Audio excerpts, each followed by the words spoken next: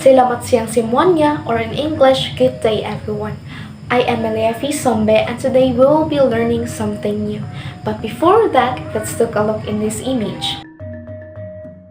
It looks familiar, right? Its beauty is just the same to our country, Philippines. But to disappoint you, it is not Philippines, it is Indonesia. At this moment, we'll be exploring Indonesia, and these are the things that we need to ponder.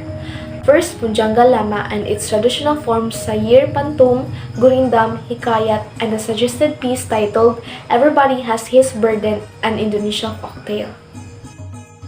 Indonesia is located off the coast of mainland Southeast Asia in the Indian and Pacific Oceans. It consists of over 17,000 islands. Now let's discuss the brief history of Indonesia. The first traces of civilization in Indonesia dates back to almost 40,000 years ago. The first major empire of Indonesia was the Buddhist Srivijaya Empire. Shortly after the collapse of Srivijaya, the Majapahit Empire was established, which dominated for 14th century but soon met the same fate, just like Srivijaya Empire. During this period, Islam first reached the islands. In the 17th century, Dutch and Portuguese had colonized some parts of Indonesia. 1800s, the Dutch had complete control over Indonesia and named it Dutch East Indies with the capital of Jakarta. Japan defeated and took over the island during World War II. However, Indonesia was declared independent 2 days after Japanese surrender.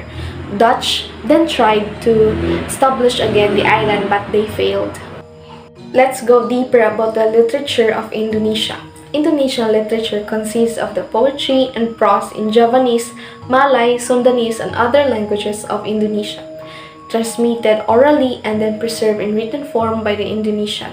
It can be seen in the article Oral Tradition of Indonesia. Indonesian literature was influenced by Netherlands, Japan, Western, and Middle East. Indonesia was a center trade among sailors and traders from China, India, Europe, and Middle East. Indonesia was colonized by the Netherlands and Japan. It was influenced by Western because it was popular. Who are the famous authors in Indonesia? First, we have Pramodya Ananta Toer. He was one of the writers who fought for the independence of Indonesia against the Dutch through writing novels that were composed in prison. His famous works are Buruk Quartet. This story is about the journey of a young man trying to release his nation from the colonialism. This Earth of Mankind, Child of All Nations, Footsteps, and Hour of Glass. Second, we have Sinu Gumira Ajidharma. He is an Indonesian author of short stories, essays, novels, and movie scripts. His famous works are In the Name of Evening, Book of Nonsense, No Singing in the Bathroom, and State of Dawn. Third, we have Sapardi Djoko Darmono. He is known for seminal poems and works of cultural criticisms. His famous works are Hulan Bulan Juni, Your Pain is Everlasting, and About Jindis. The remaining topics will be discussed by my groupmates. Thank you.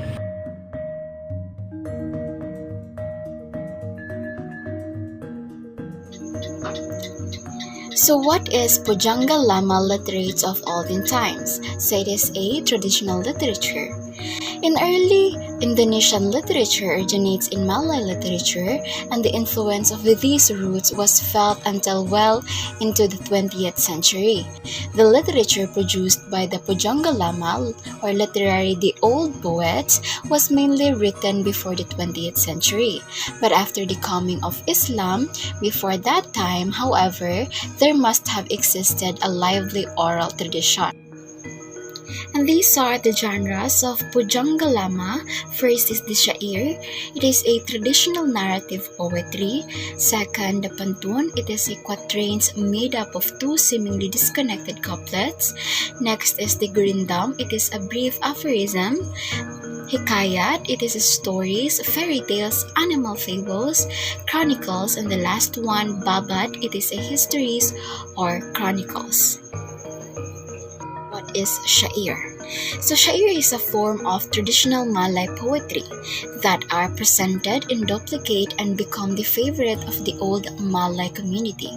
A poetic narrative that not only tells the human story, often in romantic adventures, but also expounds on local conflict and gives religious instruction. So here are the elements of syair. First is that this poem is made up of 4-line stanzas or what we call quatrains. Syair does not have a hint. Each line in the verse has meaning related to the previous rows. The next one is monorhymed. So meaning each line has the same rhyme. The next one is a poem usually tells a story, as what I have stated a while ago.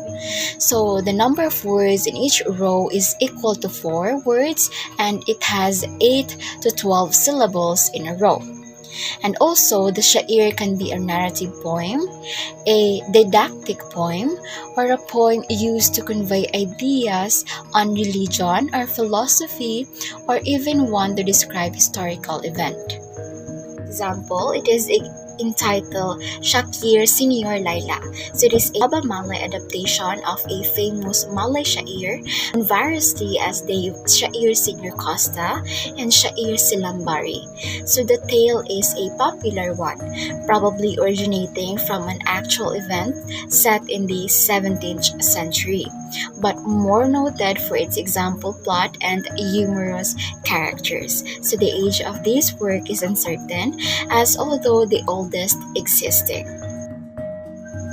So for you to be able to understand the poem, we provided an English translation, but as if we look to the original version of the poem, we can really tell that the elements that I have mentioned a while ago about the poem syair is present. So it is a 4-line stanzas or quatrains. It does not give a hint. It is a monorhyme and it usually tells a story. Good morning, good afternoon, good evening, or whatever convenient time you are watching this one. I am Micah Florumbay, who's gonna discuss the another type of literary form in Indonesian literature, which is the pantun. So a pantun is a poem of 2 halves, almost unrelated. The first half is called the pimbayan, or the shadow that sets the rhythm and rhyme of the whole poem, and the second half is the maksud, or the meaning that delivers the message. So the form has been referred to as a riddle. So pimbayan here only works for the rhyming of the whole poem. The integral message is only found on the maksud. And did you know that the pantun was one at a time an integral part of Malaysian life, used to propose marriage, to tell a proverb, or to celebrate just any occasion, even shared between warriors about to battle? Now you might wonder, why am I mentioning about Malaysian life? Well, in fact, that our report is all about Indonesian literature. So for the record, for centuries, the relations, the migrations, and interactions between Indonesian and Malaysian people have been quite intense, and it is common for Malaysians to share literature with Indonesia. A pantun is used to propose a marriage, to tell a proverb, or to celebrate just about any occasion, even shared between warriors about to battle. Also, I already talked about this earlier. So let's proceed. These poems were to be exchanged between individuals, not recited to an audience. So if you can recall, and its definition, it is referred to as a riddle. And we all know that a riddle is to be exchanged between individuals as a test of wits. So the pantun is most often a poem in a single quatrain made up of 2 complete couplets. Basically, this pantun is often composed of 4 lines from the word quatrain, and the first 2 lines is again the pimbayan, and the other 2 remaining lines is the maksud. So it is syllabic. All lines are of the same length. Lines are written in 8 to 12 syllables each. It is rhymed. Rhyme scheme is ABAB. It is written in 2 complete couplets. So the first is the shadow that is used to set the structure, but its focus may be quite different from the second couplet, that the meaning in which the message is set. It is very comprehensible. Now, for you to further understand the Panton, here is an example. This literary piece is written by Jody Van Gorder, entitled "The Choices We Make." Now I will read it to you. Do I ignore or heed the voices, the reminder that often festers? We are all a product of our choices, our own and our forgotten ancestors. Noticeably, it is composed of single quatrain with a rhyme scheme of ABAB containing 9 syllables except the last line with 10 syllables, but still it meets the criteria of having 8 to 12 syllables in every line. Now let us move on the other type of literary form, which is the gurindam.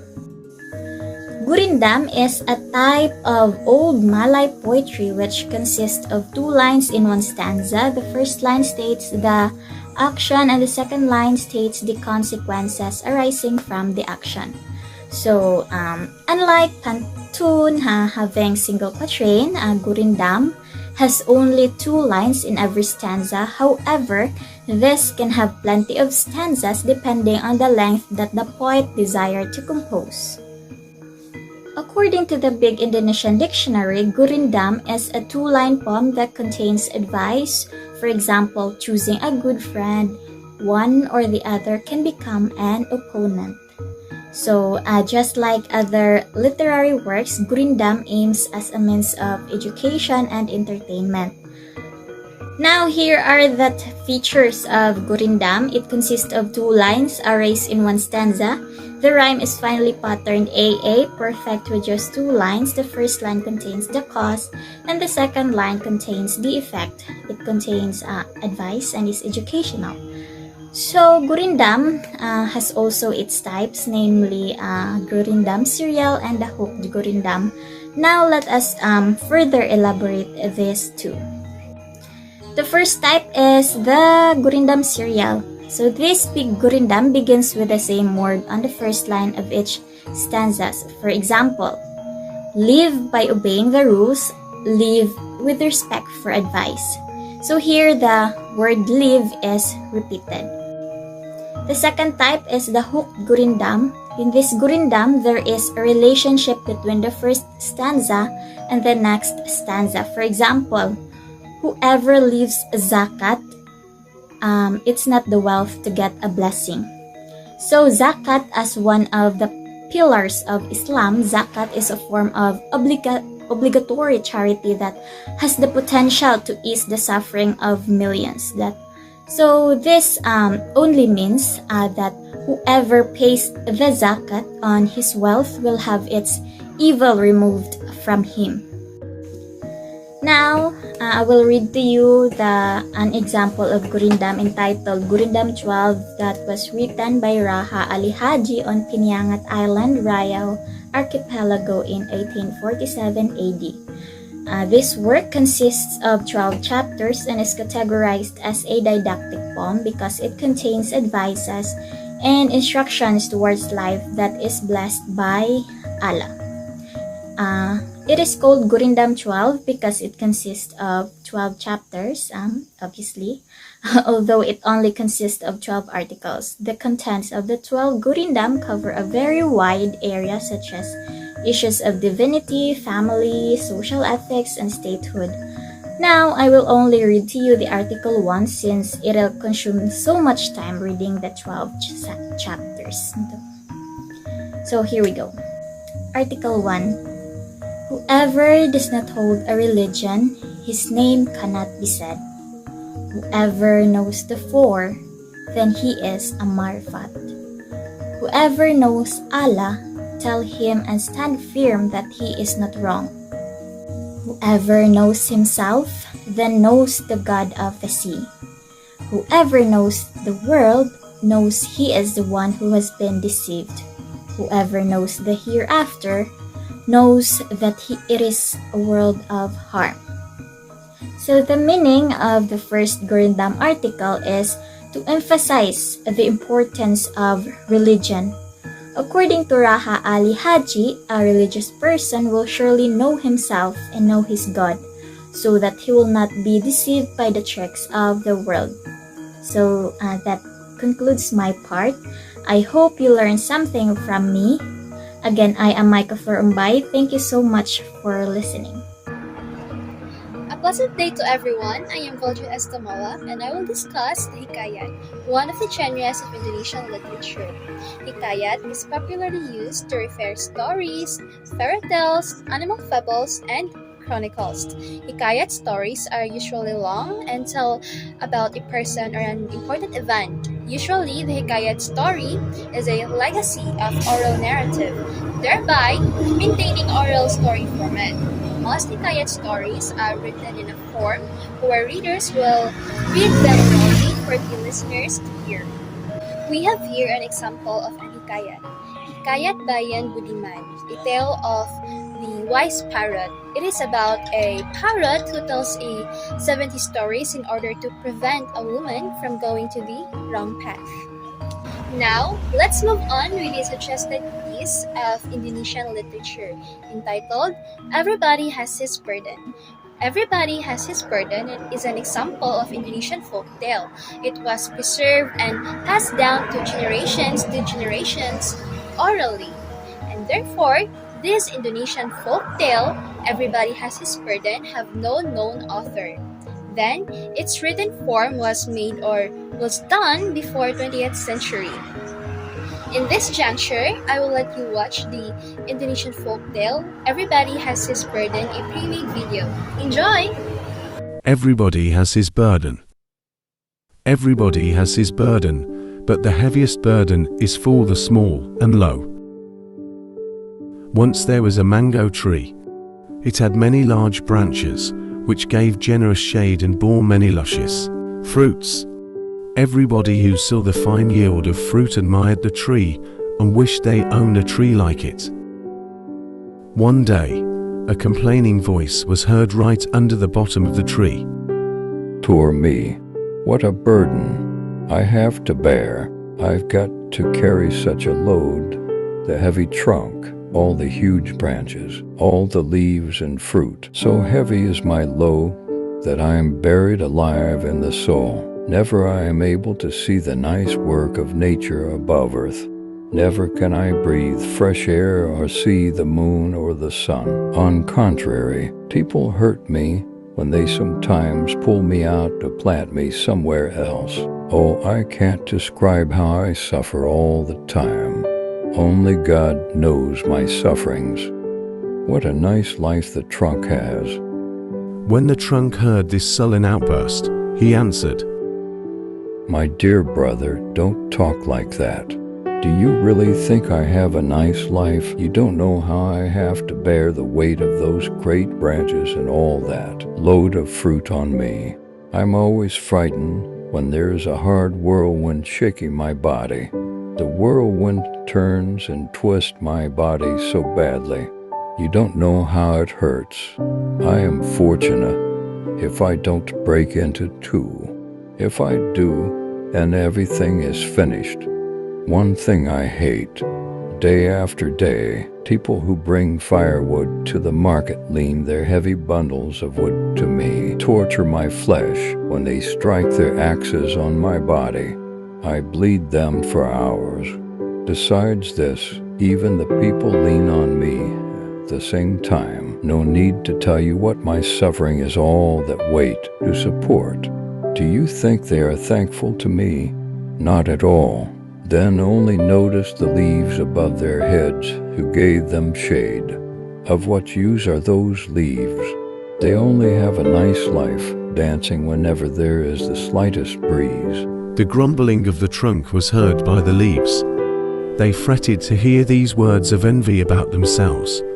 So they said grumpily, How sad we are to hear you both talking like that. How ungrateful you are. Isn't it we who protect you from the burning rays of the sun? And what about the raining season? We always do our best to protect you from the harsh squalls that drench you. We protect you from the strong whirlwind which will uproot you. How much we suffer during these severe winds. We creak and rattle from their hand whippings and lacking. We are smacked down on earth and flung here and there and everywhere. Those of us who will still have the strength to hold onto a branch to avoid falling are sorely scratched. Those of us who are scattered on the earth are collected by the people.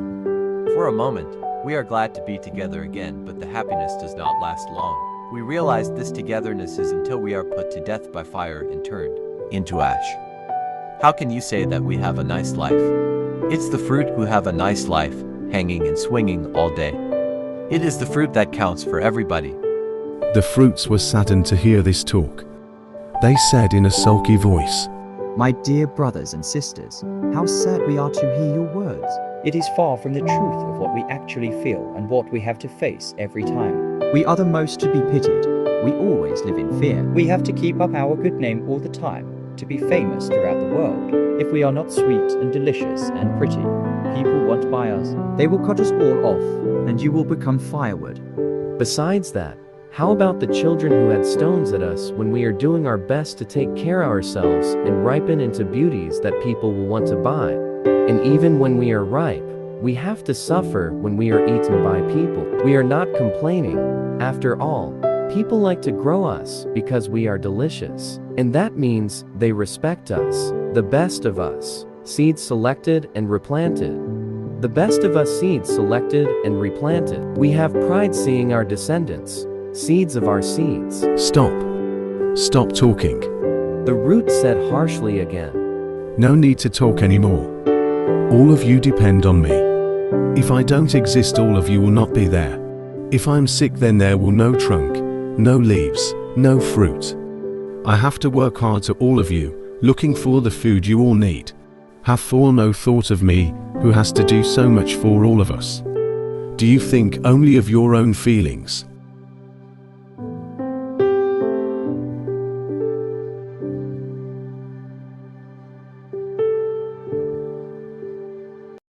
Hello again. I hope you enjoyed the video and at the same time learned something from it. Now, let's move on with its analysis. Characters, the roots, trunk, leaves, and the mango fruit. The plot of the story is about the burdens of the part of the mango tree, which is also the characters of the story. The theme is each and everyone experiences hardships in life. Don't judge and be considerate. Everyone plays an important role. Now, each one of us have different struggles going throughout our different lives. And sometimes we felt that it is too much for us to handle. But still, it is not our call to judge someone's struggle and compare it to ours, since we don't know the whole thing. Be considerate to other feelings. As for the language used, early literature originated in Malay literature, Malayan language. Structure is comparison and contrast, because the character of the story, which is the parts of the mango tree, discuss their sufferings throughout. Comparing and contrasting who among them have suffered the most. The tone is serious and solemn. The lesson, not complain about burdens in life, since all of us has his own troubles to solve. We never have to compare other struggles to others, for it can never ease. That's the end of our discussion. We hope that you have learned something from us. Thank you and God bless us all.